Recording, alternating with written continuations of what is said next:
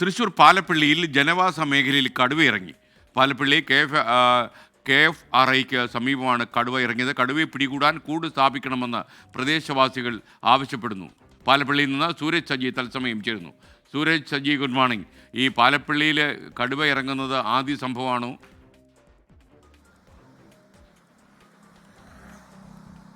തീർച്ചയായും പാലപ്പള്ളിയിൽ ആദ്യമായാണ് കടുവ ഇറങ്ങുന്നതെന്നുള്ളതാണ് ഈ പ്രദേശവാസികൾ പറയുന്നത്. പുലിയുടെ സാന്നിധ്യമൊക്കെ നേരത്തെയും ഉണ്ട്. പുലി ഈ പശുക്കളെ അടക്കം ആക്രമിക്കുന്ന വാർത്തകൾ നേരത്തെയും നമ്മൾ റിപ്പോർട്ട് ചെയ്തിട്ടുള്ളതാണ്. പക്ഷേ ഈ കടുവയുടെ സാന്നിധ്യം ആദ്യമായാണ് ഈ മേഖലയിൽ സ്ഥിരീകരിക്കുന്നത് എന്നുള്ളതാണ് ഈ നാട്ടുകാർ പറയുന്നത്. ഇവിടെ നിന്നാണ് ഈ ഭാഗത്താണ് KFRIയുടെ മുളംകൂട്ടമാണ്. ഈ മുളംകൂട്ടത്തിന് നടുവിൽ നിന്ന് ഇവിടെ നിന്നാണ് ഈ കടുവ ചാടി ഞാനിപ്പോൾ ആദ്യം നിന്ന ആ ഭാഗത്തേക്ക് ഒറ്റ ചാട്ടത്തിന് കടുവ ഈ റോഡ് മുറിച്ചു കടന്നു എന്നുള്ളതാണ് ഈ പ്രദേശവാസികൾ പറയുന്നത്. പിന്നീട് ആ വശത്തേക്ക് പോയി കഴിഞ്ഞാൽ അത് കശുമാവിൻ തോപ്പാണ്.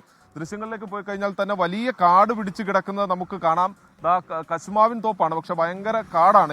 ഈ പ്രദേശവാസികൾ ചൂണ്ടിക്കാണിക്കുന്ന ഈ അടിക്കാട് വെട്ടിത്തെളിച്ച് ഇവിടെ എന്തെങ്കിലും വന്യജീവികൾ നിന്നാൽ അത് ദൃശ്യമാകുന്ന തരത്തിലേക്ക് അടിക്കാട് വെട്ടിത്തെളിക്കണമെന്നൊരു ആവശ്യമാണ് ഇവർ മുന്നോട്ട് വെക്കുന്നത്. അതോടൊപ്പം തന്നെ കൃത്യമായി കൂട് സ്ഥാപിക്കണം. ജനവാസ മേഖലയാണ്, നിരവധി വാഹനങ്ങൾ കടന്നു പോകുന്ന മേഖലയാണ്. ഇന്നലെ വൈകുന്നേരം അത്തരത്തിൽ ഒരു പ്രദേശവാസി ബൈക്കിൽ പോകുന്നതിനിടയിലാണ് ഈ ബൈക്കിന് കുറുകെ ഈ കടുവ ചാടുന്നതും പിന്നീട് ഇവരുടെ ശ്രദ്ധയിൽ ഇത് പെടുന്നതും. അതുകൊണ്ട് തന്നെ അടിയന്തരമായി കൂട് സ്ഥാപിച്ച് കടുവയെ പിടികൂടുന്നതിനുള്ള നടപടി വനംവകുപ്പ് ഉദ്യോഗസ്ഥർ സ്വീകരിക്കണമെന്നുള്ളതാണ് ഈ പ്രദേശവാസികൾ ചൂണ്ടിക്കാണിക്കുന്നത്. അതോടൊപ്പം തന്നെ നിരീക്ഷണ ക്യാമറകൾ സ്ഥാപിച്ചാൽ ഈ കടുവയെ കൃത്യമായി ലൊക്കേറ്റ് ചെയ്യാൻ കഴിയും.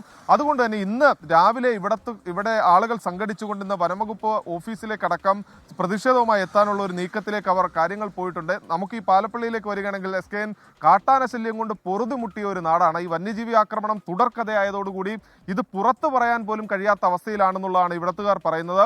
കാരണം ഇത് പുറത്തു പറഞ്ഞാൽ തങ്ങളുടെ ഭൂമിയുടെ വിലയിടിയുന്നു, ജീവിക്കാൻ പോലും നിർവാഹമില്ലാത്ത സാഹചര്യം. അതിനിടയിൽ ഈ ഭൂമിയുടെ കൂടി വില നഷ്ടപ്പെട്ടാൽ എന്ത് ചെയ്യും എന്ന നിസ്സഹായാവസ്ഥയിലാണ്. അതുകൊണ്ട് തന്നെ ഈ വന്യജീവി ആക്രമണം പതിവാകുമ്പോൾ പോലും അത് തങ്ങൾ മറച്ചു വെക്കുന്ന ഒരു സാഹചര്യമുണ്ട്. അത്തരത്തിൽ വല്ലാത്തൊരു അവസ്ഥയിലൂടെയാണ് കടന്നു പോകുന്നത്. അതുകൊണ്ട് തന്നെ ഒരു 10 കിലോമീറ്റർ ചുറ്റളവിൽ ഡ്രഞ്ച് സ്ഥാപിച്ചുകൊണ്ട് ഈ വന്യജീവികൾ ജനവാസ മേഖലയിലേക്ക് ഇറങ്ങാതിരിക്കുന്നതിന് വേണ്ടിയുള്ള നടപടി സ്വീകരിക്കണമെന്നുള്ളതാണ്. എന്തായാലും ഈ കടുവയുടെ സാന്നിധ്യം കൂടി സ്ഥിരീകരിച്ചതോടുകൂടി വലിയ പ്രതിഷേധത്തിലേക്ക് പോകാനുള്ള ഒരുക്കത്തിലാണ് പ്രദേശവാസികൾ.